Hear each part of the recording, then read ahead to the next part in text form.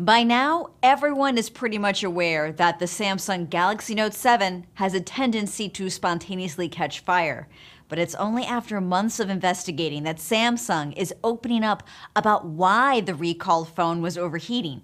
And it turns out it all comes down to poorly made batteries. Samsung may have pinpointed the problem with its explosive Galaxy Note 7 phones. The Korean company is reporting that it found a production error with the battery cells that push together the negative and positive poles, which causes the battery to heat up excessively. That's according to Bloomberg, which found the report in a filing to the Korean Agency for Technology and Standards. Samsung has recalled all Note 7 phones after multiple reports of these bad batteries causing phones to combust.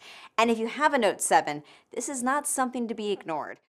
Just when you thought it was safe to go back to using Samsung phones, we got ourselves another Note 7 catching fire, this time on an airplane. But the burning battery was actually one of the supposed good replacement phones. A Southwest Airlines flight at Louisville International Airport was getting ready to take off when a passenger, Brian Green, powered down his Note 7. That's when the phone began making a popping noise and started smoking. He took it out of his pocket, threw it on the ground, and then the Note 7 burned through the carpet and smoke seeped into the cockpit, leading to the evacuation of the entire flight. According to Samsung, the original batteries were a bit squished in the upper right corner, and the tip of the negative layer curved over. Additionally, one of the ends was sitting in the wrong spot of the fold.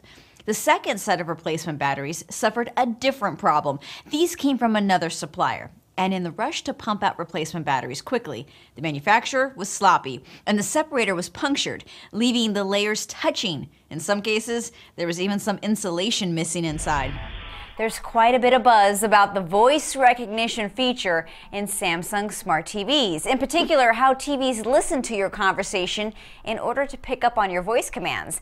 And that data can be sent to third parties. The Daily Beast was the first to stir up commotion with a report about the privacy policy wording. The outside party Samsung is sending your speech to is Nuance. It's a voice recognition software provider that turns speech into text. Nuance also works with a bunch of other tech companies like LG, Panasonic, and ZTE. You know what else also listens to you? The Amazon Echo smart speaker and the Xbox Connect, which also has voice commands. For the most part, companies like Microsoft, Apple, and Google keep that data on their servers. The bottom line is that sharing to a third party like Nuance shouldn't really worry you, but what we need to all be cautious about is how companies are keeping that data secure when in transit.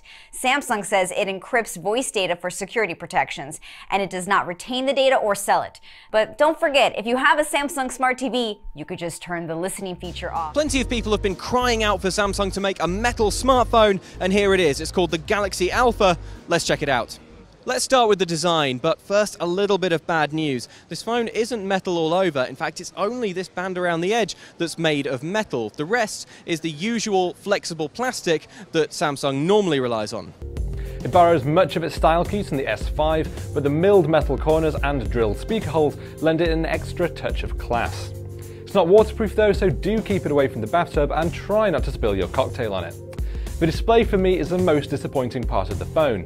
It has a 720p resolution, making it far less sharp than the S5 or of course 2K phones like the LG G3. It's bright and bold at least, but for the high price you really should expect more.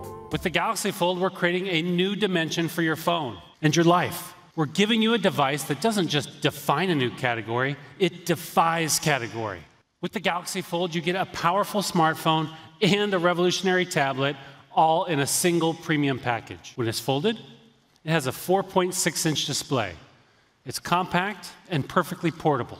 When the device opens up, your world does too. With a massive 7.3-inch Infinity Flex display that transforms the Fold into a tablet.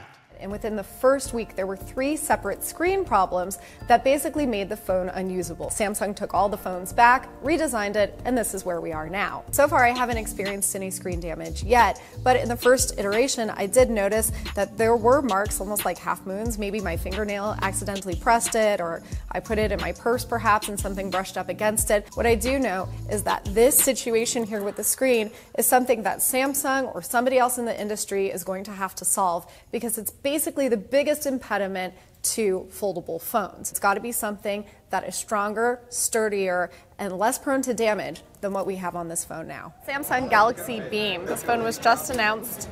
And what's really interesting about it, it looks like your basic Galaxy phone. However, up at the top, there's actually a Pico projector on here. This is ideal for holding an impromptu slideshow or a movie night on a wall, on an outdoor screen, or maybe even on the side of a tent. And the plus side is that there's no extra bulky or expensive equipment required. It's all built in. The other major use case is for giving presentations in the office. You can launch a presentation from any app, but some apps might fare better than others. The Beam comes with Polaris Office, so you can use that, or you can download any other number of apps. I launched a presentation using Google Drive. It worked, but it wasn't as smooth as running it off of a computer, and I couldn't get the presentation to go full screen. It did help though when I turned everything to landscape mode.